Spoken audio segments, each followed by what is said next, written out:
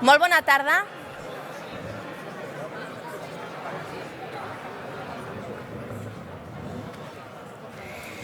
Molt bona tarda, benvinguts i benvingudes a aquesta darrera conferència d'aquesta 14a edició. Avui posem el punt i final a aquesta 14a edició i ho fem amb una convidada tan reconeguda com és la Núria Oliver. Per a nosaltres aquest acte és molt especial perquè significa el final d'una etapa, però també, malauradament, avui fa just un mes que se celebra el pas de la Dana per València, Albacete i Màlaga. Una catàstrofe sense precedents que, com ja saben, va deixar un número molt elevat de persones víctimes mortals i també de destrucció. Per aquest motiu demanem fer un minut de silenci.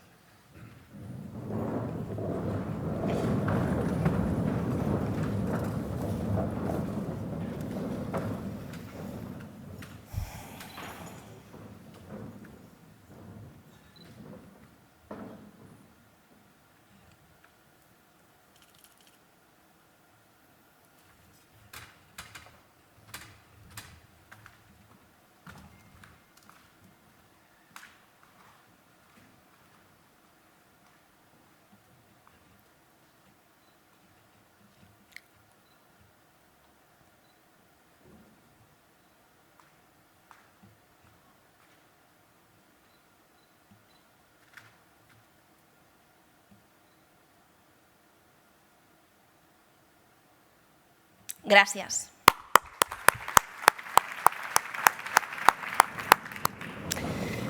Bé, com dèiem, avui encetem una ponència que tanca tot un cicle dedicat a la intel·ligència artificial des de diferents punts de vista. Hem parlat dels avantatges i també dels inconvenients d'aquesta nova era i avui, amb la nostra convidada, que és experta en IA reconeguda internacionalment, en parlarem de la necessitat de tenir un codi de bones pràctiques, tenint en compte que des del mes passat la Núria Oliver presideix el grup de transparència en l'escriptura dels codis de pràctiques per a sistemes d'IA en el Reglament Europeu d'Intel·ligència Artificial. Núria Oliver és cofundadora i directora de la Fundació d'Ellis Alacant, un equip centrat en la investigació ètica de la IA i enfocada en la relació entre les persones i els sistemes d'intel·ligència. Es tracta de la primera unitat espanyola dins d'Ellis, xarxa enfocada en la investigació fonamental en IA de tota Europa. La nostra convidada serà presentada per Beatriz de Guilaix, directora del Centre d'Empreses Procornellà, amb més de 20 anys d'experiència en el recolzament de nous projectes empresarials. Gràcies al Centre d'Empreses Procornellà s'han iniciat més de mig miler de negocis. La seva empatia i també la seva capacitat per escoltar i entendre allò que necessita el client és la marca diferencial de la Beatriz. No es por nada, pero hoy tenemos un acto de 10. Però, com sempre, haurem d'esperar a després del dinar amb el cafè per poder escoltar-les. Per tant, moltíssimes gràcies per la seva atenció i en parlem d'aquí una estona. Gràcies.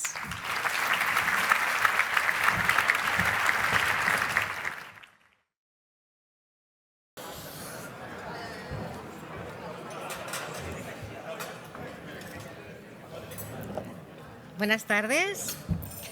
Vamos a pasar ya a presentar a la conferenciante del último Cornellà Creation Forum de este año, dedicado, como sabéis, a la inteligencia artificial y que, como no, tenía que contar con una eminencia en la materia como Núria Oliver, una de las mayores expertas del mundo en investigación sobre inteligencia artificial. Núria Oliver cuenta que de niña no tenía ningún referente científico cercano, aunque ya sentía una gran admiración hacia los inventores como Leonardo da Vinci o Marie Curie y pasión por los problemas de lógica. Estando en segundo de bachillerato y todavía sin saber qué carrera estudiar, supo que quería ser ingeniera de telecomunicaciones tras una conversación con un amigo de su hermano que estudiaba Teleco en Madrid y que le explicó en qué consistía.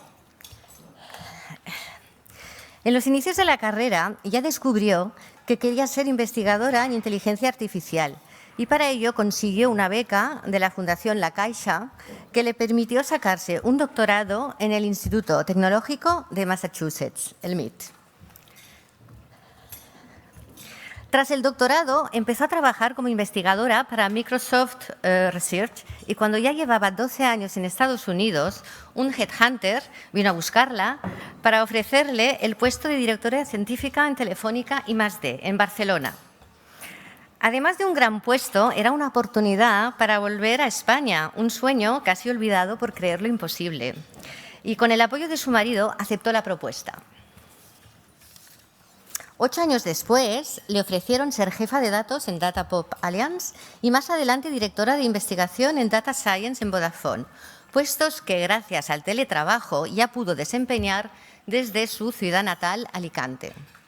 Desde ahí actualmente dirige la Fundación ELIS Alicante, fundación que la doctora Oliver creó en el año 2021 en el marco de la red europea ELIS, con el objetivo de ser el primer laboratorio de investigación en inteligencia artificial ética, responsable y centrada en el ser humano.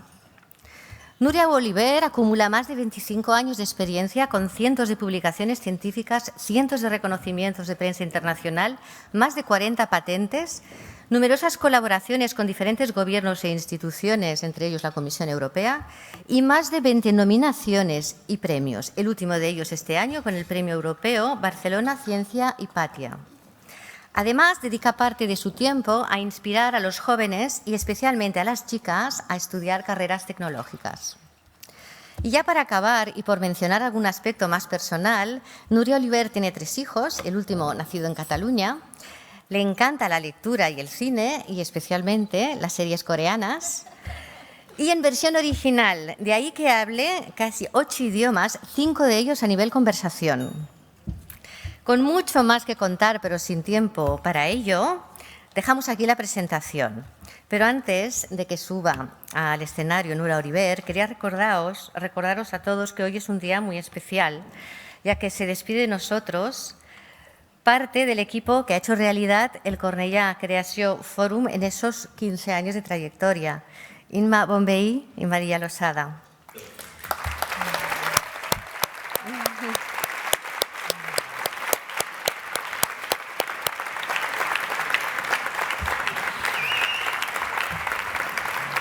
Y ya voy a dar paso a un vídeo a continuación que vamos a ver y que va a resumir esos fantásticos 15 años. Gracias.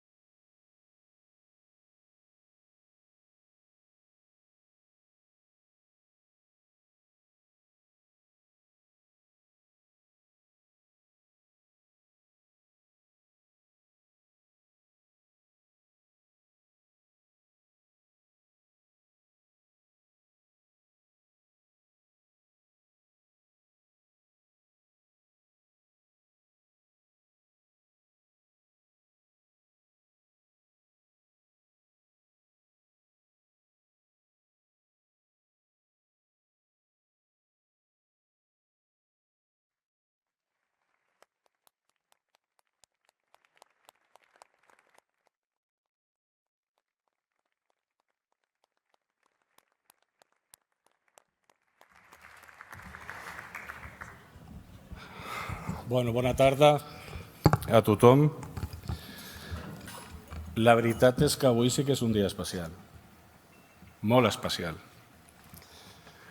Com diu la cançó, els divendres ens hem enamorat. Jo m'he enamorat d'aquests divendres del Cornellà Creació. Han estat, com deia la Bea de Guilaix, 14 edicions, 15 anys, pel tema de la pandèmia, perquè una edició, com ja sabeu, vam estar 2 anys per poder-la realitzar. I és molt de temps, 15 anys. Recordamos todos dónde estábamos hace 15 años, lo jóvenes y lo guapos que erais algunos, y lo maravillosas que también erais algunas. Ellas lo siguen siendo, los demás no.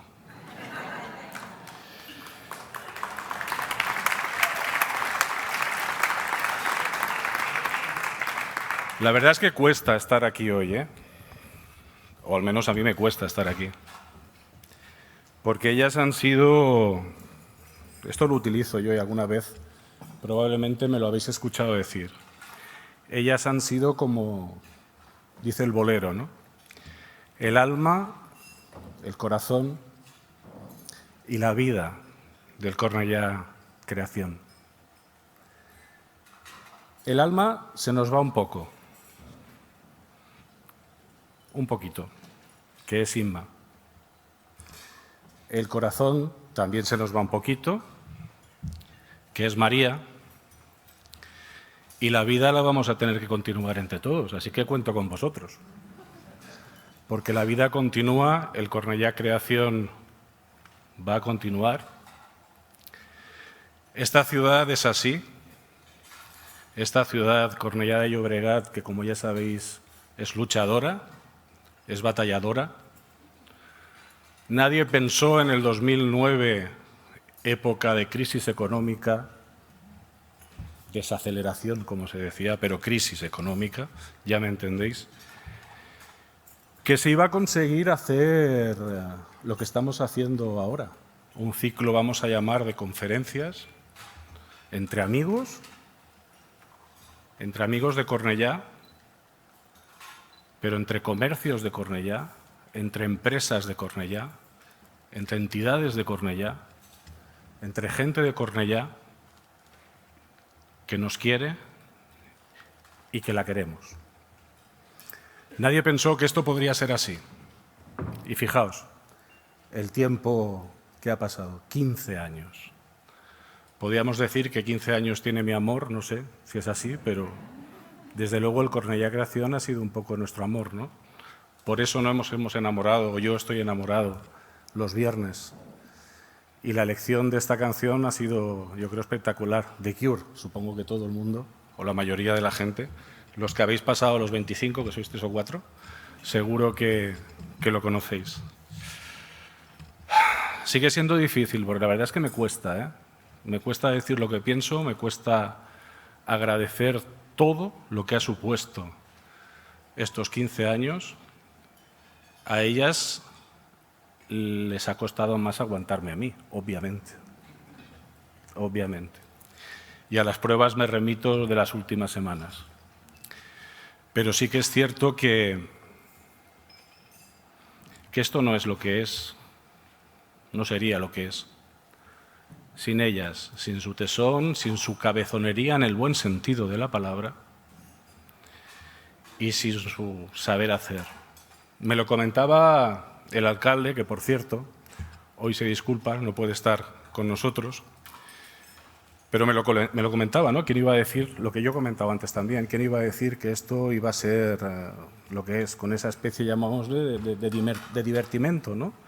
De cuando te sientas y empiezas a hablar qué puedes hacer, qué no puedes hacer, cómo puedes dinamizar, cómo no puedes dinamizar, esa lluvia de ideas, ese brainstorming. Y dices, oye, ¿por qué no hacemos esto, no? Si hay algunos, ¿por qué lo vamos a hacer? Bueno, pero nosotros lo vamos a hacer un poco mejor. O vamos a intentarlo al menos. Bueno, se han quedado muchos en el camino y nosotros continuamos. Ya digo que va a ser difícil continuar sin Inma y sin María va a ser muy difícil. Pero sí que es cierto que tenemos suerte en esta ciudad también. Tenemos suerte de tener una empresa como Procornellà, con gente muy válida, que también trabaja mucho y que va a continuar. Y me gustaría un poco presentarlas también. Olga y Elena, por favor, ¿os podéis levantar para que os...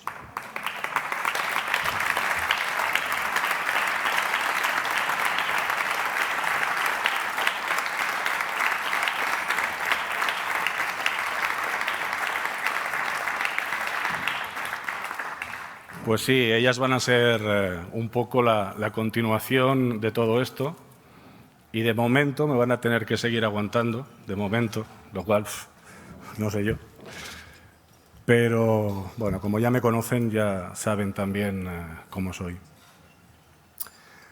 Agradeceos, y lo digo bien, agradeceos a vosotras como sois.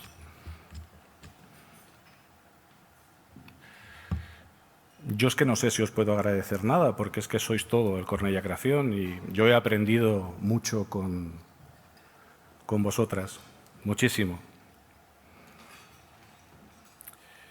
Lo siento, tengo que decirlo, Patricia, también tenemos a la hija de Inma aquí. Patricia, va, levántate.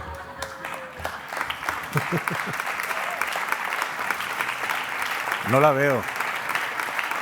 Sí, pero levántate, ya te he dicho que te iba a hacer una guarradilla, déjame que me salte un poco el protocolo. Hoy tenemos mucha gente conocida aquí, muchos amigos y muchas amigas, aparte de gente nueva también.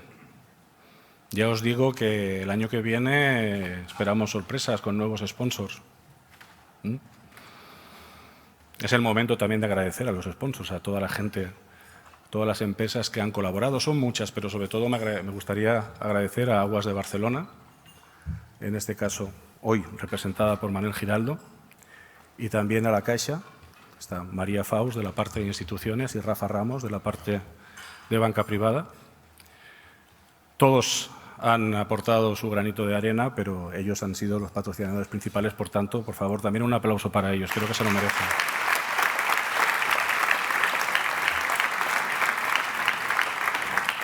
¿Hay alguna despedida más? ¿Dónde estás, Emi?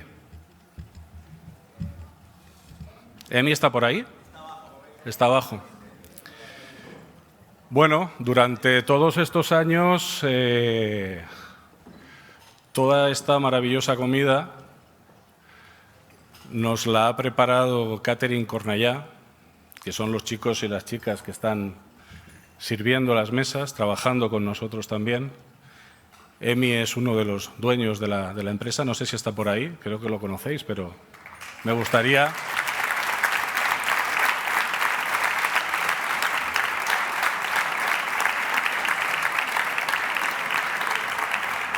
Un aplauso muy grande.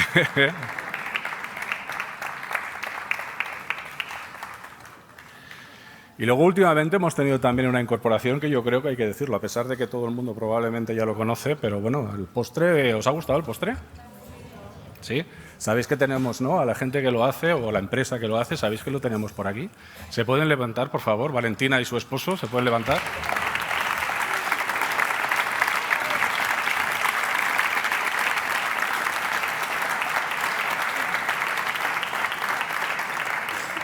No sé si será el mejor tiramisú que os habéis comido, pero uno de ellos seguro, yo por lo menos, ¿vale? Gracias, Valentina y compañía. Bueno, yo me podría estar una hora aquí agradeciendo a todo el mundo, pero la verdad es que habéis venido a escuchar a Nuria, que es algo espectacular, como ha explicado muy bien Bea, y solo para acabar con el agradecimiento, algo que seguro que habéis escuchado muchos y muchas de vosotros y de vosotras, que es lo que dice aquel proverbio africano, que dice que si quieres llegar rápido, ve solo, pero si quieres llegar lejos, tienes que ir muy bien acompañado. Mejor compañía que María y que Inma, va a ser difícil. Muchas gracias y un aplauso muy fuerte, por favor.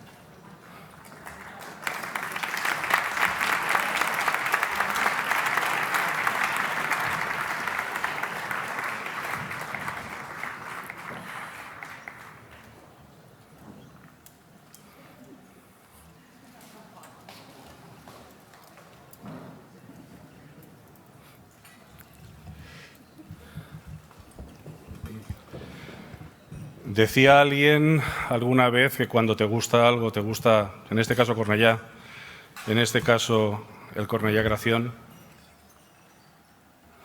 vas caminando por ello como si lo besaras, como si la besaras con los pies.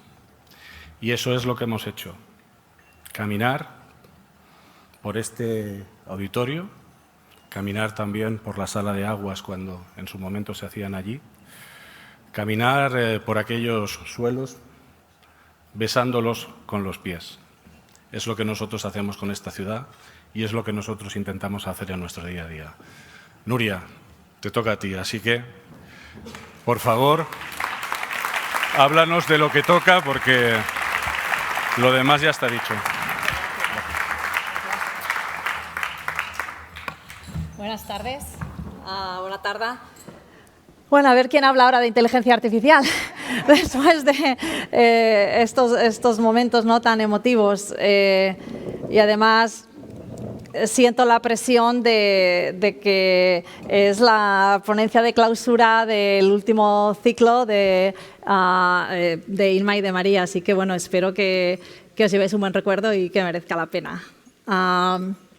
Mi charla es efectivamente sobre inteligencia artificial, ¿no? Y quién no ha oído hablar de la inteligencia artificial hoy en día.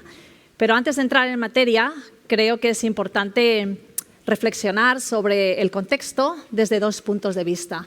Desde el punto de vista de los retos a los que nos enfrentamos como especie y desde el punto de vista del contexto tecnológico más amplio en el que nos encontramos. Desde la perspectiva de los retos, es importante reflexionar sobre ellos porque uno de mis principales mensajes es que necesitamos inteligencia artificial para abordar la gran mayoría de los retos del siglo XXI. La inteligencia artificial no es la solución, pero seguro que formará parte de la solución. Retos como el envejecimiento de la población. España es uno de los países más envejecidos del mundo. Lo que antes era una pirámide poblacional, cada vez más se está convirtiendo en una pirámide invertida. Y esto no solo es un reto demográfico, es un reto económico, es un reto de salud pública, es un reto social que tenemos que afrontar. Además, vivimos en un planeta con recursos limitados y si seguimos consumiendo a la misma velocidad a la que estamos consumiendo recursos, pronto necesitaríamos 2 planetas Tierra de los que obviamente no disponemos. Y aún es más, estos recursos no están distribuidos de manera homogénea en el mundo. De hecho, en el siglo XXI estamos siendo testigos de una polarización en la acumulación de la riqueza. Las 100 personas más ricas tienen más que las 4.000 millones de personas más pobres. Esta polarización se piensa que en parte puede ser debida al desarrollo tecnológico en el que nos encontramos inmersos. Además, vivimos en un mundo con necesidades energéticas crecientes. Ya experimentamos una crisis energética hace un año y pico. la demanda energética no está siendo suplida con energías renovables, lo que contribuye a uno de los más grandes retos, que es el reto del cambio climático. Sabemos que las temperaturas medias del planeta están aumentando, por tanto, también están aumentando los niveles de los mares y los océanos y, cómo no, la intensidad y la frecuencia de los desastres naturales. Y acabamos hace un mes, ¿no?, de vivir una de las peores danas, ¿no?, de la historia, sobre todo en la Comunidad Valenciana y en la provincia de Valencia. Y finalmente vivimos en un reto susceptible, en un mundo susceptible de grandes pandemias, ¿no?, como ya acabamos de superar la pandemia de coronavirus. Como he dicho, es importante tener estos retos en mente y otros porque necesitamos inteligencia artificial para abordarlos.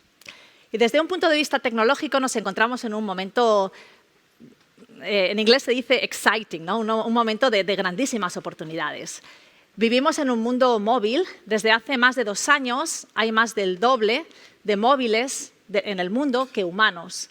El móvil pasa más tiempo con nosotros que cualquier otra persona o cosa en nuestra vida y modula nuestra experiencia vital hasta el punto en que vamos a ver un concierto y realmente no miramos el concierto. Lo estamos grabando, ¿no?, o lo estamos retransmitiendo con el móvil.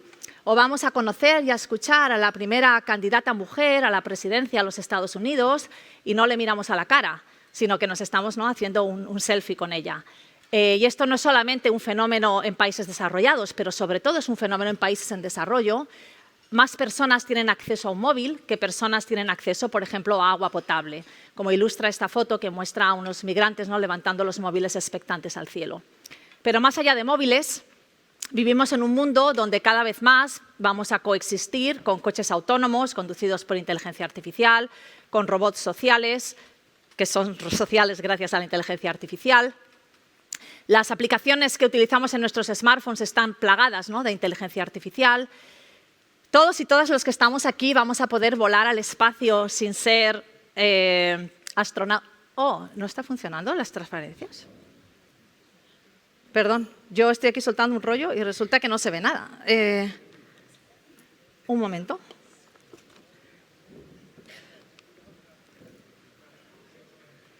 Se ha quedado...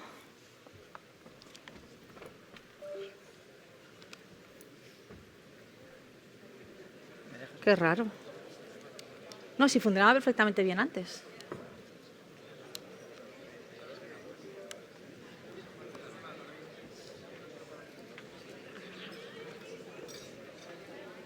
Extend.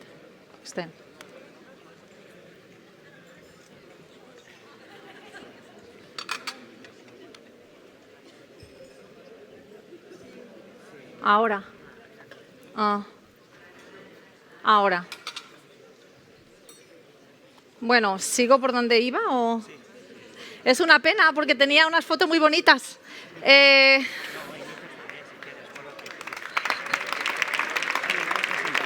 Ya lo sé. Bueno, voy a empezar por la parte del contexto, si eso. Ya decía yo, digo, nadie reacciona ante las fotos. Pero como nadie me ha dicho nada... Bueno, quizás me salto, retomo por donde iba. Estaba hablando del contexto, ¿no? Los móviles modulan nuestra experiencia vital. Vamos a conocer a la primera candidata a la presidencia de los Estados Unidos y no le miramos a la cara, ¿no? Y lo mismo sucede, ¿no?, en países en desarrollo. Pero más allá de los móviles, los que estamos y las que estamos aquí, ¿no?, vamos a convivir con coches autónomos, con robots sociales. Las aplicaciones en nuestros móviles están cargadas, ¿no?, de inteligencia artificial. Como decía, vamos a poder volar al espacio sin ser astronautas profesionales, algo que realmente formaba parte de la ciencia ficción. Podemos hablarle a la tecnología y nos escucha, ¿no?, y nos entiende con los altavoces inteligentes o nuestros coches. Vivimos en un mundo de ciudades inteligentes, de impresoras en 3 dimensiones, de cantidades ingentes de datos que estamos generando en la ciencia y que solo podemos dar sentido con inteligencia artificial. Y cómo no también nosotros, el Homo sapiens, cada vez más nos estamos aumentando con tecnología. Ahora es tecnología que llevamos puesta, pero pronto será tecnología que llevaremos dentro de nuestros cuerpos. Y no solamente somos nosotros, ¿no?, los que nos estamos aumentando, también el mundo físico se está aumentando. Vivimos en un planeta o en un mundo en el que de los 6 países más poblados, 4 son países digitales que no existían hace 20 años. El país más poblado es Facebook, el segundo es WhatsApp, el tercero es TikTok, el cuarto es China, India e Instagram. 3 de estos países están gobernados por un mismo presidente que no ha sido elegido democráticamente. Pero no solamente, como decía, nosotros estamos aumentados y conectados. Nuestro entorno físico cada vez más está dotado de conectividad y de inteligencia en lo que se conoce como el Internet de las cosas. En el año 2022 ya se superaron los 13.000 millones de dispositivos conectados. Sensores en las ciudades, sensores en nuestras casas, sensores que utilizamos para tomar todo tipo de mediciones, ¿no?, sobre el estado del planeta, etc. Hasta el punto de que si en el año 2003 solamente había 0,08 dispositivos conectados por humano en el planeta, en el año 2020 superamos los 6,5 dispositivos.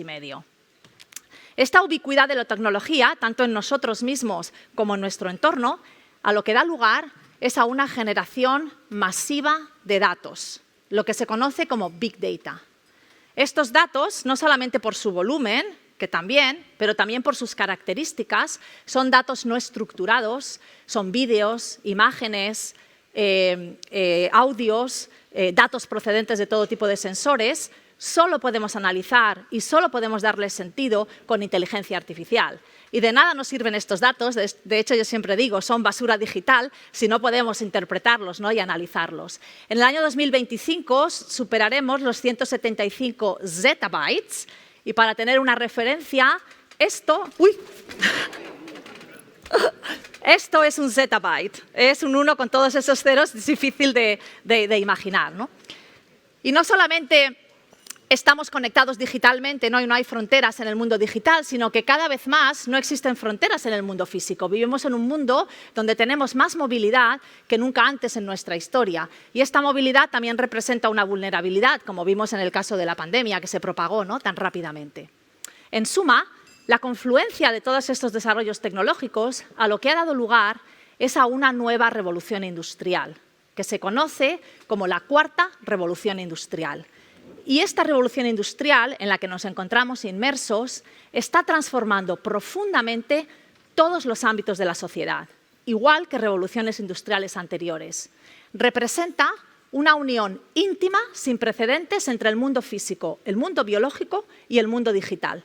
Y está impulsada por una serie de disciplinas como son la biotecnología, la nanotecnología, la ingeniería genética y, cómo no, la inteligencia artificial, que es de lo que he venido a hablar hoy. ¿Pero qué es la inteligencia artificial? Si yo hubiese hecho esta pregunta hace 5 años en la calle, probablemente la gente me hubiese dicho: la inteligencia artificial son unos robots en Japón, no es algo del futuro. Si bajo hoy a la calle y pregunto, seguramente la gente me conteste: la inteligencia artificial es el ChatGPT, ¿no? Realmente hemos vivido una adopción masiva, ¿no?, de la inteligencia artificial en los últimos años, pero en realidad la inteligencia artificial existe desde los años 50.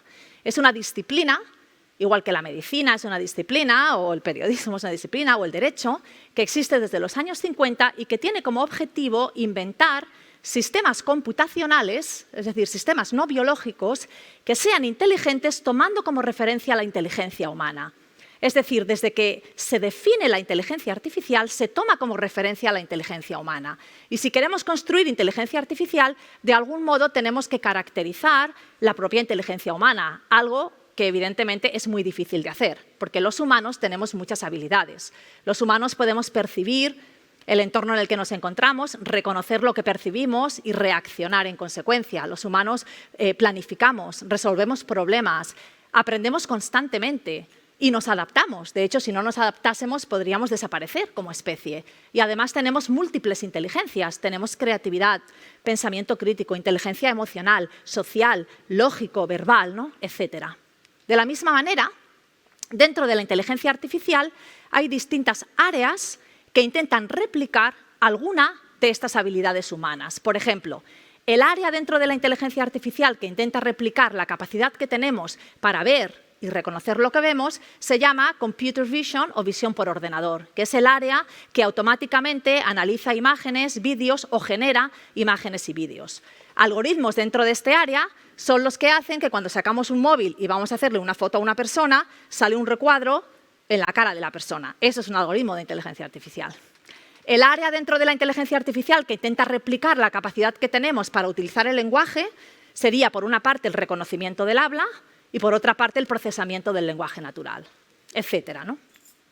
Desde que existe la inteligencia artificial, los sistemas de inteligencia artificial se dividen en 3 niveles en función de su nivel de competencia. Y esto es importante saberlo porque hay un nivel del que se habla mucho hoy y creo que es importante entender de dónde sale esto, ¿no? El primer nivel es lo que tenemos hoy en día y se llama inteligencia artificial específica. Son sistemas de inteligencia artificial muy buenos, probablemente mejor que el mejor de los humanos, pero solo saben hacer una tarea concreta. Toda la inteligencia artificial hoy en día es inteligencia artificial específica. Por ejemplo, el mejor jugador de ajedrez del mundo hace décadas que no es un humano, es un programa de inteligencia artificial. Pero ese programa solo sabe, entre comillas, jugar al ajedrez. De hecho, no sabe exactamente lo que es el ajedrez y podría tener dificultades si decidiésemos, por ejemplo, improvisar las reglas. El segundo nivel es la aspiración de la disciplina. Se llama inteligencia artificial general y sería una inteligencia artificial con el mismo nivel de competencia y complejidad que la inteligencia humana, incluyendo conceptos tan difíciles como la autoconciencia. Yo creo que estamos muy lejos de tener una inteligencia artificial general, pero creo que es importante recordarnos que no necesitamos inteligencia artificial general para que la inteligencia artificial ya esté aquí, ya esté transformando profundamente la sociedad y ya represente, como he dicho antes, uno de los elementos clave en la cuarta revolución industrial. Y hay autores que dicen, ¿y por qué nos vamos a detener en la inteligencia humana? Si la capacidad de computación continúa creciendo exponencialmente, podríamos hipotéticamente superar la inteligencia humana computacionalmente. Ese concepto se conoce como el concepto de superinteligencia, propuesto por algunos autores como Nick Bostrom. El momento de tiempo en el que hipotéticamente superaríamos la inteligencia humana computacionalmente se conoce como la singularidad, del que seguramente habéis oído hablar en películas de ciencia ficción o en libros de ciencia ficción. Por definición, no entendemos la superinteligencia, porque es superior a nosotros, de la misma manera que una hormiga no entiende nuestra inteligencia. Si yo pienso que estamos lejos de tener una inteligencia artificial general, evidentemente aún más lejos pienso de si algún día no conseguiremos alcanzar una superinteligencia, pero creo que como sociedad deberíamos decidir si queremos o no invertir en intentar conseguir una superinteligencia, porque si miramos en el mundo biológico y vemos cómo especies biológicas más inteligentes tratan a otras especies menos inteligentes, pues quizás no está en nuestro propio interés crear algo más inteligente que nosotros, ¿no? Desde que existe la inteligencia artificial, hay 2 grandes escuelas de pensamiento. Y esto también creo que es importante saberlo para entender el momento actual en el que nos encontramos. La primera escuela de pensamiento para conseguir una inteligencia artificial se llama la escuela top-down o la escuela simbólico-lógica. Y esta escuela parte de la siguiente idea. Los seres biológicos inteligentes, bueno, en particular los humanos, sabemos muchas cosas, tenemos mucho conocimiento. Si somos capaces de programar ese conocimiento en las máquinas usando símbolos y luego derivar conocimiento nuevo a partir de ese conocimiento base, utilizando reglas de la lógica y otro tipo de reglas, podríamos alcanzar una inteligencia artificial. Esta escuela fue la escuela predominante en los comienzos de la inteligencia artificial y el ejemplo canónico de inteligencia artificial dentro de esta escuela serían los sistemas expertos, de los que seguramente habéis oído hablar, que de hecho representaron la primera comercialización exitosa de la inteligencia artificial en los años 80 y 90. La segunda escuela, que es la escuela a la que yo pertenezco y es la escuela que domina hoy en día, se conoce como la escuela bottom-up o la escuela conexionista. Y esta escuela parte de una observación diferente, que es la siguiente. Los seres biológicos inteligentes aprendemos a partir de la experiencia. Aprendemos a partir de nuestras interacciones con el entorno. Aprendemos a partir de datos. Si queremos inventar inteligencia artificial, deberíamos diseñar algoritmos que también aprendan a partir de datos. El ejemplo canónico de método dentro de esta escuela serían las redes neuronales, que de hecho están en el corazón de todos los sistemas de inteligencia artificial que utilizamos hoy en día. Y aunque nos parezca algo muy moderno, las redes neuronales existen desde los años 40. Quería compartir con vosotros este artículo del New York Times de 1958, donde en esta columna en la izquierda dice que hay un dispositivo de la Armada Americana que aprende haciendo. A lo que hace referencia el artículo es a la red neuronal más sencilla que existe, que se llama el perceptrón de Frank Rosenblatt. Este es Frank Rosenblatt y este es el perceptrón, porque no había ordenadores, y entonces él lo que hizo fue hacerlo con un objeto, ¿no?, que simula esta sencilla red neuronal. Y ya en los años 50, Frank Rosenblatt decía, este perceptrón aprende como un humano. Al principio se equivoca, pero conforme va teniendo más datos, va mejorando. E incluso él se aventuró a predecir que en el futuro habría perceptrones que reconocerían caras o traducirían de un idioma a otro, que es exactamente lo que tenemos hoy en día. No son exactamente perceptrones, son redes mucho más complejas, pero bueno, él tenía ya esta idea, ¿no?, de conseguir inteligencia artificial aprendiendo a partir de los datos. Dentro de cada escuela hay muchas áreas de conocimiento. En la escuela top-down tenemos pues, la teoría del conocimiento, la lógica, la optimización, el modelado del aprendizaje, etc. Y en la escuela bottom-up, que como he dicho es la escuela que domina hoy en día, tenemos todas las áreas relacionadas con la percepción computacional, tenemos lo que se conoce como aprendizaje automático o machine learning, dentro del cual está el aprendizaje profundo o el aprendizaje que utiliza redes neuronales profundas, etc. Y aunque históricamente estas dos escuelas han sido un poco como dos religiones y han estado enfrentadas, en realidad cualquier sistema comercial hoy en día de inteligencia artificial tiene por una parte un componente muy potente de aprendizaje a partir de datos, pero también tiene un componente de conocimiento del problema concreto para ayudar a una mejor interpretación de esos datos. Hay autores que equiparan el papel que juega la inteligencia artificial hoy en día con el papel que jugó la electricidad en la segunda revolución industrial. ¿Por qué? Pues porque ambas tienen una serie de características similares. En primer lugar, tanto la electricidad como la inteligencia artificial son de propósito general, son transversales, se pueden aplicar a cualquier sector. Están impactando, ¿no?, todos los ámbitos de conocimiento y todos los ámbitos de la sociedad. La inteligencia artificial, además, es compleja, pero también nos permite manejar la complejidad, es escalable y obviamente es actualizable, porque son programas de ordenador y podemos actualizarlos, ¿no?, constantemente. También es invisible, porque también son programas de ordenador, ¿no?, en cierto modo igual que la electricidad. Pero la inteligencia artificial tiene dos propiedades muy potentes que no tiene la electricidad. La primera es que no solamente nos permite explicar el pasado o interpretar el presente, sino que nos permite predecir el futuro. Y la segunda es que no solamente analiza datos, sino que además genera datos, en lo que se conoce como inteligencia artificial generativa, que está representando la mini revolución, ¿no?, actual en la que estamos inmersos. Y quizás os preguntéis, si la inteligencia artificial existe desde los años 50, ¿por qué no se produjo la cuarta revolución industrial en los años 50? ¿Por qué hemos tenido que esperar todas estas décadas? Fundamentalmente por la confluencia de tres factores en los últimos 15 años. Factores que han impulsado el desarrollo y el crecimiento exponencial de las técnicas de inteligencia artificial basadas en el aprendizaje a partir de datos, las técnicas bottom-up. ¿Y cuáles son esos tres factores? Y yo creo que el primero, por lo menos, es fácil de adivinar, porque el primero es básicamente la disponibilidad de grandes cantidades de datos. Lo he dicho al principio, ¿no? Vivimos en un mundo de datos. Cada año o cada 2 años generamos más datos que en los 5.000 años anteriores en la historia de la humanidad. Estos datos, evidentemente, no podemos analizarlos sin inteligencia artificial, pero además tienen un gran valor económico en lo que se conoce, ¿no?, como la economía de los datos. Ese es el primer ingrediente. ¿Cuáles son los otros 2 ingredientes? El siguiente es la disponibilidad de grandes capacidades de computación a bajo coste, gracias a la llamada ley de Moore. ¿Habéis oído hablar de la ley de Moore? ¿Alguien? La ley de Moore es una ley propuesta por Moore que propone o que postula que cada año y medio aproximadamente podemos duplicar la capacidad de computación por el mismo precio. Esta ley es la que hace que cuando nos compramos un móvil o nos compramos una tablet, un ordenador, cualquier dispositivo tecnológico, o bien el mismo dispositivo vale mucho más barato un año y medio más tarde, o bien por el mismo precio nos podemos comprar uno mucho mejor.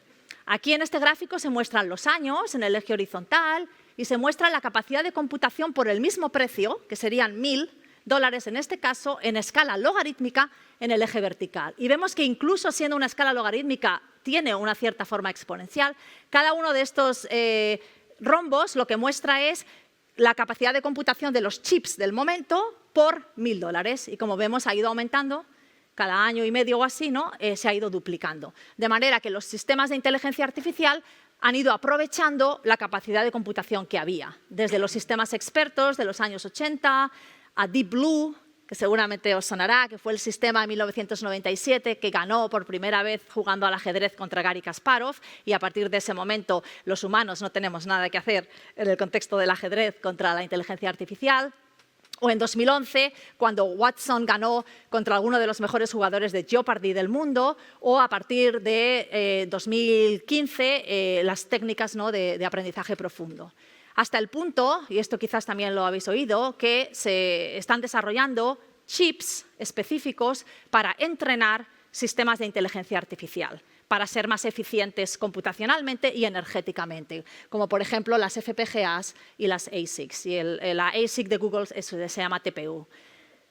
Tenemos datos, tenemos computación, ¿y cuál es el tercer ingrediente? El tercer ingrediente son los modelos de aprendizaje.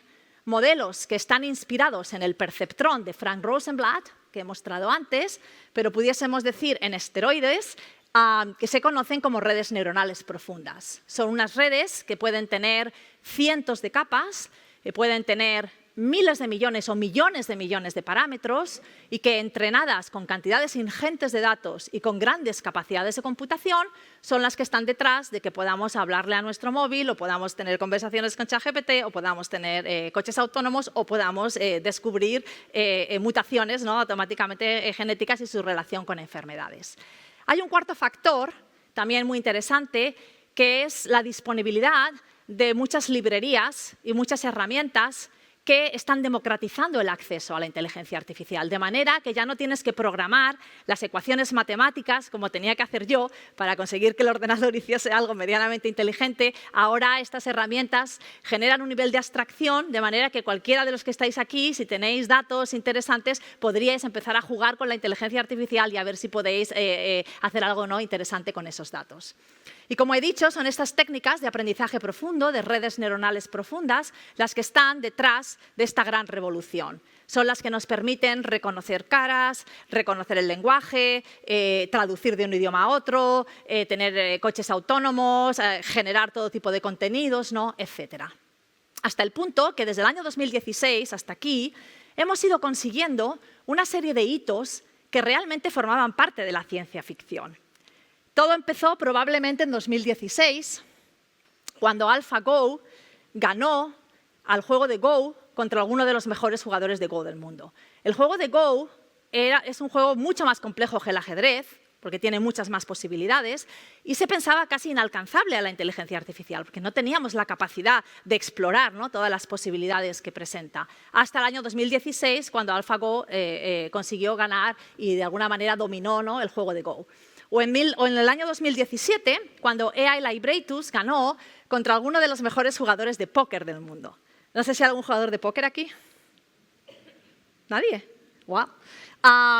El póker es un juego de información incompleta, a diferencia del ajedrez y de Go. ¿Esto qué quiere decir? Pues quiere decir que tú en póker no sabes qué cartas tienen tus oponentes. Y siempre se ha dicho que el póker es un juego humano, porque se dice que es un juego psicológico. Tienes que leer las expresiones de los contrincantes, puedes además echarte faroles, puedes mentir, ¿no? Y eso se pensaba como inalcanzable, ¿no?, a la inteligencia artificial. Hasta que en 2017 AI Libratus ganó por goleada contra alguno de los mejores jugadores de póker del mundo y entonces ya se consideró que igual no era tan humano, ¿no?, el juego de póker. O en 2018, cuando AlphaZero ganó contra el mejor jugador de ajedrez del mundo, que es otro programa de inteligencia artificial, pero habiendo aprendido a jugar al ajedrez por sí mismo, o por sí misma, o lo que sea, jugando millones de veces. En 2021, AlphaFold, infiriendo con más precisión que nunca antes la estructura en 3 dimensiones de las proteínas. Este trabajo es uno de los ganadores del Premio Nobel de Química este año, por cierto. O a partir del 2022, la irrupción, ¿no?, de las técnicas de inteligencia artificial generativa lideradas por ChatGPT. Y sí que quiero reiterar esta irrupción porque realmente ha sido una irrupción sin precedentes, como muestra esta gráfica, que muestra la cantidad de tiempo que tardaron diferentes servicios muy populares, como puede ser Facebook o Spotify o Instagram, cuánto tiempo tardaron en alcanzar 1 millón de usuarios. Y vemos que lo que le llevó a Facebook 10 meses o a Instagram 75 días, a ChatGPT solo le llevó 5 días. Eso es para conseguir 1 millón. Pero ¿qué pasa cuando miramos 100 millones de usuarios? Vemos que lo que le llevó a Facebook 4 años y medio o a Instagram 2 años y medio, a ChatGPT solo le llevó 2 meses. Ahora mismo, cada día, cientos de millones de personas utilizan estas técnicas, ¿no?, de inteligencia artificial generativa, hasta el punto de que se anticipa un crecimiento exponencial en el tamaño del mercado de las técnicas de inteligencia artificial generativa a nivel mundial. Desde que llegó ChatGPT, se convirtió en mi poeta de referencia y no podía dar una charla sin pedirle que me compusiese un poema sobre este foro. Así que voy a leeros el poema que me ha compuesto ChatGPT. Se llama Cornellà Creació entre humanisme y progrés y se lo dedico a Inma y a María, dado que es vuestra última sesión, pudiésemos decir oficialmente. I esto es lo que me dice. Cornellà, ciutat de màgia i llum, on l'ànima respira en cada racó, un poble que batega amb saviesa al fum dels dies que es creuen entre el cor i la raó. Aquí, la tecnologia troba la mà de l'humanisme ferm i atent. La intel·ligència no va mai deslligada dels valors que fan un poble valent. Al Cornellà Creació es dibuixa el debat, una finestra al món, una veu reflexiva, on el progrés moral camina amb el passat i la ciència avança, però mai de forma lesiva. Som una ciutat que no es deixa endur pel vertigen de l'era artificial. Aquí el seny troba un futur segur on la màquina no eclipsa l'espai humà. Contra bretxes digitals formem consciències, eines donem per créixer i pensar. En cada projecte hi ha presències que no obliden que el valor és humà. I així avancem, moderns però arrelats, en un món que debat però no oblida que l'essència de tot són els valors cuidats, perquè sense persones no hi ha vida.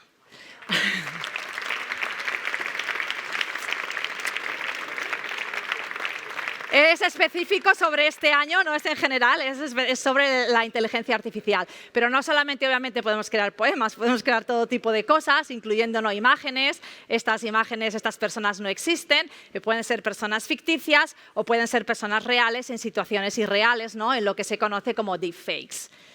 Pero más allá de esto, tenemos también que entender qué limitaciones nos presentan estos sistemas. Y quería compartir con vosotros algunos ejemplos de imágenes que generé hace unos meses, antes de las elecciones americanas, todo se ha dicho, para ilustrar uno de los grandes retos que tenemos, que son los sesgos en este tipo de sistemas. Os voy a enseñar el prompt, la petición que hice en un sistema de generación de imágenes, específicamente utilicé Midjourney. El prompt está en inglés, porque en inglés las palabras no tienen género. Y quería mostraros lo que me generó para que veáis los sesgos y la estereotipación que estos sistemas producen, entendiendo que además están siendo usados por cientos de millones de personas, ¿no?, cada día. Le pedí primero que me generase imágenes del ser humano más bello. Y esto es lo que me generó. Hay todo tipo de sesgos, de género, de raza, de edad. Luego le pedí que me generase imágenes de nurse, enfermero o enfermera, y esto es lo que generó. Son todo mujeres, no sé por qué, parece que son de los años 50, simplemente puse nurse. Luego dije CEO, Chief Executive Officer, y esto es lo que generó, son todos hombres. Además, ninguno mira a la cámara. Si queréis parecer muy dignatarios, tenéis que mirar de alguna manera de perfil en un despacho que parece una ciudad, ¿no?, americana. Tenía curiosidad por saber qué imagen tienen estos sistemas sobre los criminales o las criminales, criminal en inglés, y esto es lo que generó, que está claramente alineado con los estereotipos, ¿no? La siguiente es la que más me sorprendió, porque por el momento en el que la generé, que fue hace 3 o 4 meses, simplemente puse president, no puse nada más, y esto es lo que generó. Capacidad premonitoria, pero además es increíble que simplemente poniendo president pudiese tener no solamente un sesgo de género, un sesgo racial, etcétera, pero sesgo también geográfico, porque decidió que eran presidentes americanos todos, ¿no? Y luego finalmente dije, bueno, ¿qué visión pueden tener estos sistemas de lo que es un genio, ¿no? Porque a mí siempre me han inspirado mucho las personas que han hecho cosas grandes, ¿no?, en la historia de la humanidad. Entonces puse genius y esto es lo que me generó, que tiene pues, todo tipo, ¿no?, de estereotipos. Pero más allá de estos ejemplos, que tampoco pueden tener quizás mucho impacto en nuestra vida, no podemos olvidar que todos y todas los que estamos aquí interaccionamos desde que nos despertamos hasta que nos acostamos o incluso mientras estamos durmiendo con sistemas de inteligencia artificial, porque son algoritmos de inteligencia artificial los que deciden qué amigos tenemos, qué noticias leemos, qué información encontramos en Internet, qué libros compramos, qué películas vemos, qué música escuchamos. Lo he dicho antes, si le hablamos a la tecnología es gracias a la inteligencia artificial. Y también son algoritmos de inteligencia artificial los que deciden por dónde vamos, teniendo en cuenta, por ejemplo, predicciones de tráfico, predicciones meteorológicas o para satisfacer los intereses comerciales de quienes hacen esos sistemas, ¿no? Hace mucho tiempo que las transacciones en bolsa y los procesos de manufactura están automatizados y obviamente no podríamos tener coches autónomos sin inteligencia artificial. También vamos a tener grandes avances en la ciencia, lo he apuntado antes, ¿no?, gracias a la inteligencia artificial. Pero cada vez más, algoritmos de inteligencia artificial van a determinar qué tratamiento médico se nos aplica, qué diagnóstico se nos determina o qué sentencia judicial se nos dictamina. Y por esta penetración de la inteligencia artificial en estos ámbitos de tanta importancia en la vida de las personas, desde el año 2016, más o menos, la inteligencia artificial ha dejado de ser una disciplina tecnológica y se ha convertido en un tema político. Como ilustran estas dos gráficas que muestran el número de veces que el término inteligencia artificial en azul o el término machine learning, aprendizaje automático, en rojo, fueron mencionados en el Parlamento británico y en el gobierno americano, en el Congreso americano, desde hace décadas. Y como podéis ver, es como si no existiese la disciplina hasta el año 2016 en que hubo este crecimiento exponencial. Y, por tanto, no es sorprendente que prácticamente todos los países del mundo hayan o estén redactando sus estrategias nacionales o supranacionales de inteligencia artificial. Desde mi punto de vista, cualquier acercamiento a la inteligencia artificial tiene que considerar 5 dimensiones. La dimensión tecnológica, obviamente, porque estamos hablando de una disciplina tecnológica. La dimensión legal y regulatoria, algo que en Europa está siendo muy importante, ¿no?, y muy activo, como ahora explicaré. La dimensión ética, la dimensión social, que incluye, por una parte, la necesaria inversión en educación a todos los niveles y, por otra parte, el potencial que tiene la inteligencia artificial para el bien social, para ayudarnos a afrontar los grandes retos del siglo XXI. Y, cómo no, la dimensión económico y laboral, porque, como he comentado, estamos inmersos en una cuarta revolución industrial y una de las consecuencias de las revoluciones industriales es una profunda transformación del tejido productivo y del mercado laboral. No tengo tiempo de profundizar en todas, voy a dar algunas pinceladas de algunas y, si hay interés, podemos hablar en las preguntas con más profundidad o sobre las que no haya mencionado. Quería mencionar la dimensión regulatoria porque es una de las dimensiones más importantes ahora en Europa. El movimiento regulatorio hacia la inteligencia artificial en Europa empezó en el año 18, cuando la Comisión Europea nombró un grupo de expertos de alto nivel para elaborar una estrategia europea de inteligencia artificial que fructificó en estos 2 documentos que se publicaron en el 19, unas guías éticas para el desarrollo de lo que se conoce como inteligencia artificial confiable, que es la visión que tiene Europa del tipo de inteligencia artificial que tendríamos que tener, y un documento con una serie de recomendaciones de políticas e inversiones para conseguir esa inteligencia artificial confiable. Desde ese momento ha habido muchísima actividad en la Comisión Europea relacionada con los datos y la inteligencia artificial. Desde el punto de vista regulatorio, en el año 2020 se publicó este papel sobre el acercamiento europeo hacia la inteligencia artificial y, en paralelo, también se publicaron documentos oficiales sobre la importancia de los datos. De manera más importante, en abril del 21, la Comisión Europea publicó un comunicado en el que se proponía un reglamento europeo de inteligencia artificial llamado el AI Act. Y desde abril del 21 hasta agosto del 24 ha habido todo un proceso de escritura y acuerdo de ese reglamento entre todos los Estados miembros, hasta que finalmente en agosto del 24 ya se votó finalmente en el Parlamento Europeo en marzo del 24 el texto final, y a partir de agosto del 24 ya ha entrado en vigor el Reglamento Europeo de Inteligencia Artificial, de una manera escalonada. En primer lugar, 6 meses después del 1 de agosto entrará la prohibición de ciertos sistemas de inteligencia artificial en Europa que se considere que presentan un riesgo inaceptable para Europa, y el plazo máximo son 24 meses, que sería la aplicación del Reglamento Europeo para lo que se conoce como sistemas de alto riesgo. ¿Y esto qué significa? El objetivo de esta regulación en Europa es asegurarnos que el desarrollo tecnológico no entra en conflicto con los derechos fundamentales y con los valores fundamentales que están en el corazón del proyecto europeo. No tendría sentido inventar tecnología que esté violando los derechos humanos o que esté empeorando, ¿no?, la vida de las personas. Ese es el objetivo del Reglamento Europeo. Por lo tanto, el objetivo no es regular la tecnología en sí misma, sino el uso y las consecuencias del uso de esa tecnología. Y para conseguirlo, en Europa se ha definido un modelo de riesgo, donde vamos desde sistemas de riesgo inaceptable y, por tanto, prohibidos, a sistemas con riesgo mínimo que no estarían sujetos prácticamente a ninguna regulación. ¿Y qué sistemas van a estar prohibidos 6 meses desde agosto, que es ahora en breve? Una serie de sistemas. Sistemas que, por ejemplo, manipulen a las personas de manera subliminal. Sistemas que hagan una vigilancia masiva utilizando biometría, ¿no?, a la población.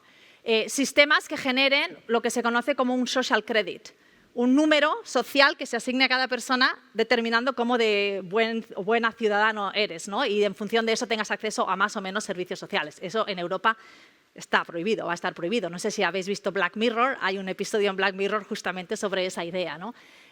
Sistemas que se utilicen, por ejemplo, de policía predictiva, ¿no?, en ciertos casos. Todo eso, por primera vez en la historia, Europa es pionera, va a estar prohibido en Europa, no solo por tecnología desarrollada en Europa, tecnología desarrollada en cualquier país del mundo, en tanto en cuanto impacte a personas en Europa, está sujeta al Reglamento Europeo. Esto es importante porque muchas veces se piensa que, bueno, pero es que entonces en China harán lo que quieran. Bueno, en China con los chinos harán lo que quieran, pero en China, tecnología china en Europa no va a poder hacer lo que quiera, va a estar sujeta al mismo reglamento.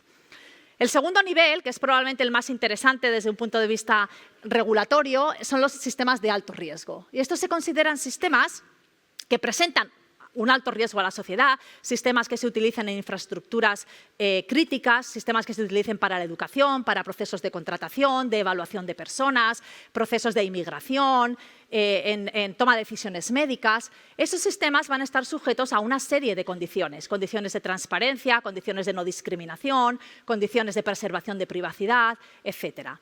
Luego tenemos sistemas de riesgo limitado que simplemente tienen unas exigencias de transparencia, y luego sistemas de bajo riesgo que realmente no están sujetos a regulación. En Europa no solo tenemos esta regulación, igual habéis oído que las grandes plataformas digitales están teniendo grandes multas. No son por el Reglamento Europeo, porque aún no se pueden activar las multas, sino por 2 reglamentos relacionados, que son el Reglamento Europeo de Mercados Digitales y el Reglamento Europeo de Servicios Digitales. El Reglamento Europeo de Servicios Digitales regula las grandes plataformas sociales, incluyendo Instagram, TikTok, Facebook, etcétera. Y no solo en Europa se está regulando, en China se está regulando, en Estados Unidos se está regulando, en el Reino Unido se está regulando y, de hecho, en la mayoría de regiones del mundo y países del mundo se está mirando a Europa como un ejemplo de aprendizaje para ver cómo implementar las regulaciones en estos otros países y regiones.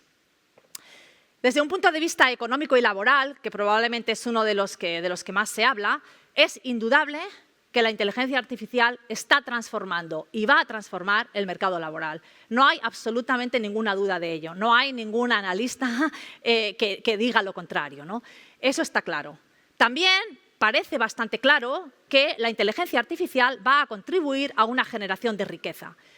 Por ejemplo, según esta predicción, el mercado de la inteligencia artificial casi va a alcanzar el trillón americano, que sería el billón europeo, de dólares a nivel mundial, con un crecimiento no exponencial.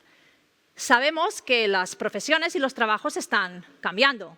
Hoy en día no existen muchas profesiones que existían cuando mi abuela era pequeña. Telefonistas, lampareros, serenos, lectores en fábricas para entretener al personal. Hay muchísimas. El despertador humano, había una persona que te llamaba para despertarte. Todo eso no existe hoy en día, ¿no? Y de la misma manera hay muchas profesiones hoy en día que no existían hace 20 años. Todas las profesiones relacionadas con smartphones porque no había. Las profesiones relacionadas con cloud computing porque las únicas nubes que había eran las del cielo. Profesiones relacionadas con las redes sociales porque no había redes sociales, ¿no? O uno de los últimos trabajos, ¿no?, que es prompt engineer, las personas que son expertas en diseñar los prompts, ¿no?, para los sistemas de inteligencia artificial generativa. Sabemos que esto va a seguir sucediendo. La clave es si nos estamos preparando o no, ¿no? Si miramos algunas de las predicciones, pues, por ejemplo, este estudio de AI Trends anticipa que casi 100 millones de personas el año que viene trabajarán en temas relacionados con la inteligencia artificial. Si miramos revoluciones industriales anteriores y nos fijamos en la tercera, que fue la revolución vinculada con Internet y la adopción de los ordenadores personales, pues vemos que básicamente aproximadamente un tercio de todos los trabajos nuevos que se generaron eran trabajos vinculados con esos desarrollos tecnológicos que fomentaron, ¿no?, esa tercera revolución industrial. Según el Foro Económico Mundial, habrá un crecimiento neto de trabajos, de decenas o centenas de millones de puestos de trabajo, pero lo más importante es entender que estos puestos de trabajo nuevos van a ser de naturaleza muy diferente a los puestos de trabajo que existen ahora mismo. Y lo que tenemos que hacer es ver, ¿no?, cómo nos preparamos. Y yo creo que esa es una de las preguntas más importantes. En el último estudio del Foro Económico Mundial sobre el futuro del trabajo se destacan dos tipos de habilidades en creciente demanda. Por una parte, habilidades tecnológicas, pero por otra parte, habilidades relacionadas con nuestras inteligencias social y emocional. Capacidad para tener un pensamiento crítico, para poder estar de acuerdo en estar en desacuerdo, para poder planificar, para poder gestionar la incertidumbre. Todas esas habilidades son cada vez más importantes y es muy importante que las desarrollemos, ¿no?, y que las fomentemos. Y sobre todo, ¿no?, que nos preguntemos, ¿estamos preparándonos realmente y estamos preparando a las próximas generaciones a esta realidad, ¿no?, de un mundo en el que convivimos con la inteligencia artificial? Y para terminar, quería dar unas pinceladas de lo que considero las dimensiones o las limitaciones más importantes que tenemos que abordar en la inteligencia artificial si queremos que esa inteligencia artificial realmente tenga impacto social positivo. Porque no podemos obviar, obviamente, que la inteligencia artificial no es perfecta y plantea muchos retos éticos y tiene muchas limitaciones que tenemos que mitigar, ¿no?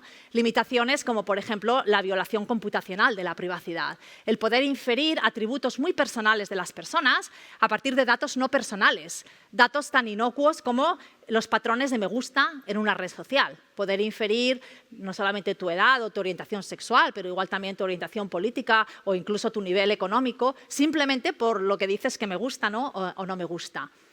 Tenemos el reto de uso no autorizado de datos para entrenar sistemas de inteligencia artificial generativa. Tenemos el reto de la discriminación algorítmica, de los sesgos y la estereotipación. He dado algunos ejemplos de estereotipación, pero también es un reto muy grande la discriminación. Cuando utilizamos algoritmos de inteligencia artificial para ayudarnos a tomar mejores decisiones, por ejemplo, mejores decisiones médicas o económicas o judiciales, tenemos que asegurarnos que esos algoritmos no replican patrones de discriminación que existen en la sociedad. Y lo que hemos encontrado es que no solo replican, pero en muchos casos exacerban esos patrones de discriminación. Y por eso tenemos que medirlo y tenemos que mitigarlo. Otro gran reto es lo que se conoce como la opacidad algorítmica. Estos sistemas no hay quien los entienda.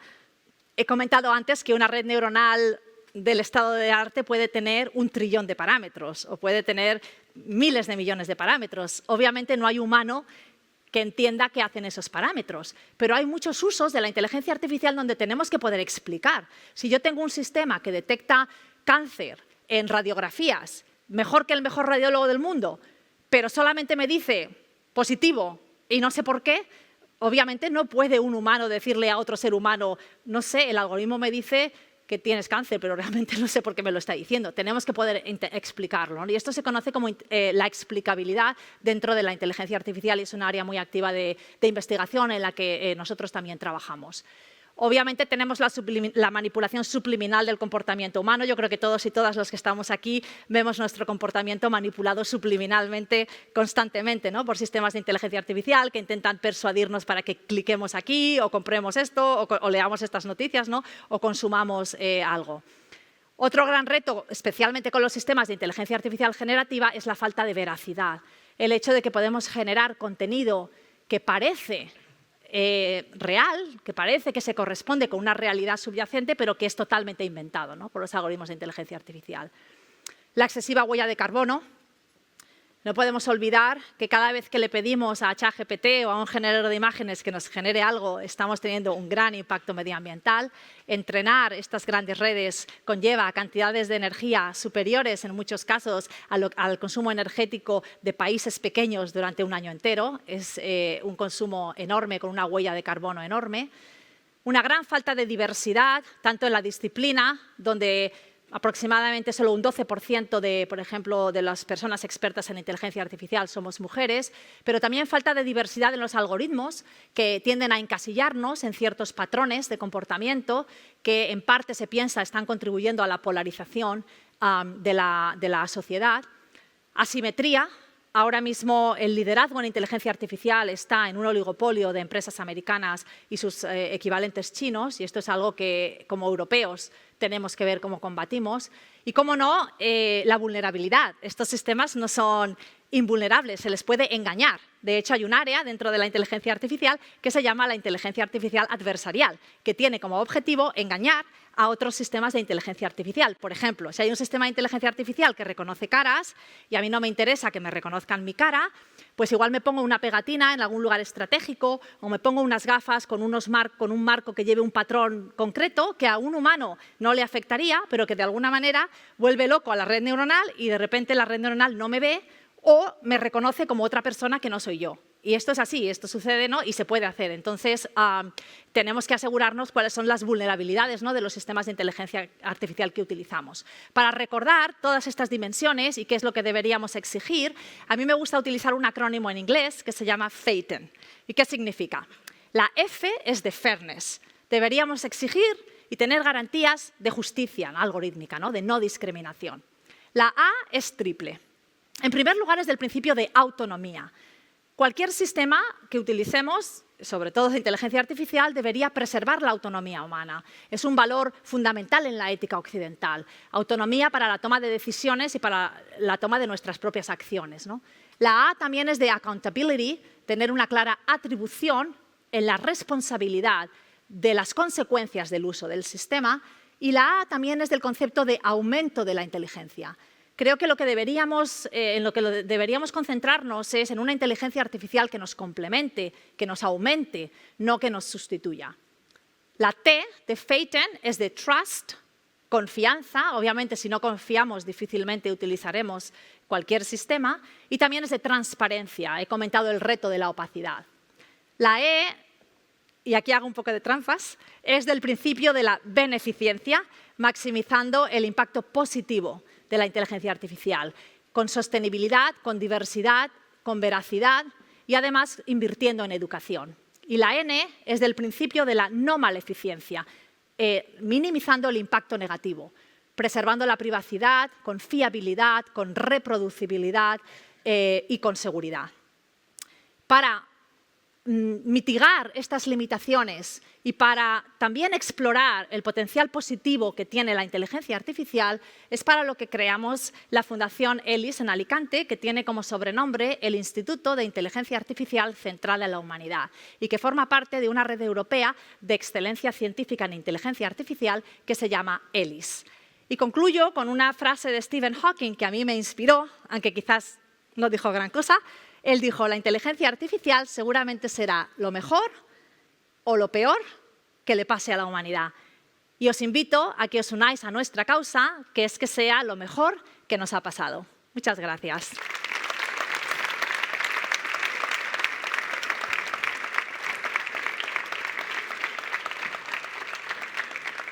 Bueno, pues muchísimas gracias, Nuria. Muchas gracias. ¿Se me escucha? Sí. Muchas gracias, Nuria. Vamos un poco justitos de tiempo, así que vamos a ser un poquito buenos y vamos a dejar 2 preguntas, pero que sean cortitas, concisas, porque como la mayoría de los presentes son comerciantes, a las 5 abren las tiendas. Entonces, vamos un poquito justos. ¿Alguien tiene alguna pregunta para nuestra invitada? Tenemos en la mesa presidencial. Le acercan el micrófono. Y la segunda pregunta, ¿quién la quiere realizar? ¿Aquí hay alguien? ¿Aquí? ¿Aquí? Vale, perfecto. 2 preguntas, pero cortita. Hola, muy rápido, gracias. Gracias por la presentación, muy interesante. Primero, saber cómo puede afectar la regulación al desarrollo, la evolución, a la mejora de la inteligencia artificial. Y si esto es así, la probable asimetría de la regulación, ¿cómo puede afectar a la competitividad entre países? ¿Se ha oído la pregunta? Es el impacto de la regulación en el desarrollo de la inteligencia artificial y el hecho de que no exista la misma regulación en todo el mundo si puede generar una asimetría. Con respecto al impacto en la innovación o en el desarrollo, una buena regulación no necesariamente es el enemigo de la innovación. Una buena regulación lo que hace es orientar la innovación en una dirección o en otra. Aquí la palabra clave es buena regulación, ¿no? El reto está en cómo implementar una regulación que efectivamente haga eso, ¿no? Que oriente el desarrollo tecnológico, que incluso incentive el desarrollo tecnológico en una cierta dirección que se considere, en el caso de Europa, pues que está alineada con los valores, ¿no? Y los principios europeos. Es algo que ahora mismo no sabemos porque todavía no han entrado la implementación, ¿no? Real del AI Act. Algo que no he comentado, pero que también es interesante, es que cuando se escribió el comunicado en 2021 proponiendo el Reglamento Europeo de Inteligencia Artificial, todavía no había irrumpido la inteligencia artificial generativa. Entonces, tuvieron que agregar provisiones adicionales en el contexto de la inteligencia artificial generativa que en la terminología del AI Act se llaman GPAI Models, modelos de inteligencia artificial de propósito general. Entonces, la regulación concerniente a esos modelos también entra en vigor 6 meses después del 1 de agosto. Y uno de los retos que hay es que una regulación te dice el qué, pero no te dice el cómo. Te dice, no debe discriminar, pero no te dice, ¿y qué hago para demostrar que no discrimina? ¿No? Entonces, normalmente el cómo se define en estándares. Y si tú cumples con el estándar, ya garantizas que están cumpliendo con la regulación. Los organismos de estandarización necesitan como mínimo 3 años para definir unos estándares que sean sólidos. Y no hay tiempo, porque estamos hablando de que quedan 6 meses desde agosto. Entonces, como paso intermedio, el Reglamento Europeo contempla el desarrollo de lo que se conoce como códigos de prácticas. Son una especie de recetas que, de alguna manera, equivalgan a la estandarización hasta que existan los estándares. Esos códigos de prácticas, en el contexto de los modelos de inteligencia artificial generativa, de propósito general, se están escribiendo ahora. El plazo para terminarlos es a finales de abril, entonces yo creo que dentro de unos meses tendremos una mejor idea de cómo finalmente se ha articulado, ¿no? Esos deseos que capta el AI Act, ¿no? de cómo debería utilizarse la inteligencia artificial. Yo soy la presidenta en la escritura del Código de Prácticas de Transparencia. Así que si hay algo de transparencia que no os guste del Código de Prácticas, podéis echar la culpa a mí. Estamos haciendo es un proceso, estoy de broma, es un proceso extremadamente colaborativo, implicando a todos los actores grandes empresas tecnológicas, pymes, lobbies sectoriales, sociedad civil, ONGs, academia, o sea, en los grupos de trabajo hay como 1000 stakeholders representados, es algo bastante masivo, ¿no? Y la segunda pregunta que hacías era ¿qué pasa si la regulación no es la misma, ¿no?, en distintos lugares? Entonces, aquí quizás el referente que tenemos más cercano es el referente del Reglamento Europeo de Protección de Datos, o GDPR, donde Europa fue pionera en poner el foco en la protección de los datos personales y al final el resto del mundo de alguna manera copió el GDPR, en parte por practicalidad, porque si tú eres una empresa multinacional te resulta más fácil cumplir con una regulación que tener versiones diferentes en diferentes regiones que al final son muy difíciles de mantener. Como he dicho, está habiendo movimientos regulatorios y ya hay regulación en muchas otras partes del mundo. No es verdad que China no regule la inteligencia artificial. China está regulando la inteligencia artificial, que muchas veces se dice, no, es que en China no se regula o en Estados Unidos no se regula. En Estados Unidos también hay actividad regulatoria, ¿no? Entonces tendremos que ver, porque a lo mejor lo que termina sucediendo es algo similar a GDPR, donde si eres una multinacional, al final cumples con el reglamento europeo y entonces ya cumples con todos, porque probablemente sea el más estricto, ¿no? Eso también sucede a veces también en regulación alimentaria o en regulación no de otro tipo. Todo esto son especulaciones porque todavía no ha pasado, entonces yo creo que dentro de un año igual tenemos más datos para realmente entender si es una buena regulación o no, ¿no? Y si se está teniendo algún impacto. Pero actividad regulatoria de la inteligencia artificial ahora mismo está sucediendo en muchas partes del mundo, no solo en Europa. Pues Núria Oliver, muchísimas gracias por acompañarnos. Lo siento. Un aplauso, muchas gracias. Gracias. Sí, ¿coge el ordenador o no? No, después. Ah. Por aquí, sí. Sí. Bueno, pues hasta aquí esta 14ª edición. Quiero aprovechar este momento porque yo no me puedo ir y despedirme sin decirle nada ni a Inma ni a María. Después de lo que estaba diciendo Sergio, he recordado en todos estos 15 años, recuerdo la ponencia en la que nos acompañó Felipe González y yo era una jovencísima presentadora de 24 años que estaba asustadísima. Y me decía Beatriz de Guilash, respira 5 veces profundamente, pero a mí ni respirar ni nada, estaba asustadísima. Y recuerdo que me dice Inma, nena, tu pots. Pues ahora se lo digo yo a ellas. Nenes, vosaltres podeu. Molta sort en aquesta nova etapa. Y ahora sí, hasta aquí. Muchísimas gracias. Nos vemos el año que viene. Pasaremos lista en 2025. Felices fiestas y muchísimas gracias por el apoyo que acto tras acto nos mostráis. Muchas gracias.